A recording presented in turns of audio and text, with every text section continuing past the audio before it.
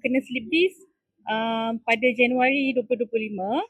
Lepas tu dalam tempoh setahun tu kesihatan saya walaupun dah pergi fisio apa semua tetap tak sembuh. So mak saya dia dah cuba dulu dah Alora Pen, so dia belikan untuk saya, dia paksa saya makan, and then dia juga belikan saya Shiruto. So lepas saya pakai saya start pakai tu 23 hari bulan 1 2026.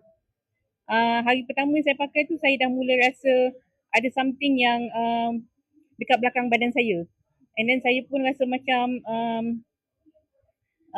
sebelum ni tak boleh duduk lama, tapi waktu saya pakai hari pertama tu saya tak sedar saya boleh duduk lama.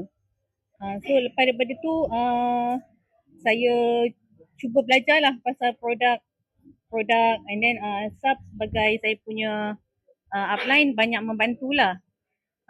So selepas tu saya fight, saya just share saja kepada adik-beradik saya and kepada saudara-saudara saya lah, sepupu, kawan-kawan, and then daripada situlah saya pun tak sangka saya boleh dapat ambassador pada SB3 itu je lah.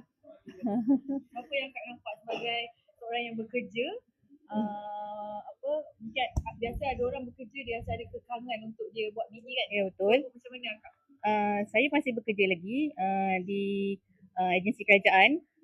Dekat office tu saya just share dengan kawan-kawan apa yang saya rasa. Banyak perubahan lah compare dengan sebelum saya pakai Alora Pens dan juga selepas saya pakai. So sekarang ni pun saya dah ada full set Alora series daripada atas sampai bawah. So memang saya pakai hari-hari.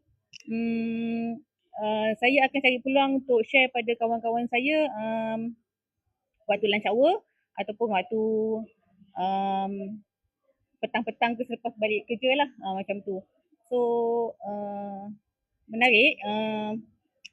Saya harap ramai akan guna produk BE lah sebab BE memang bagus. Itu je lah.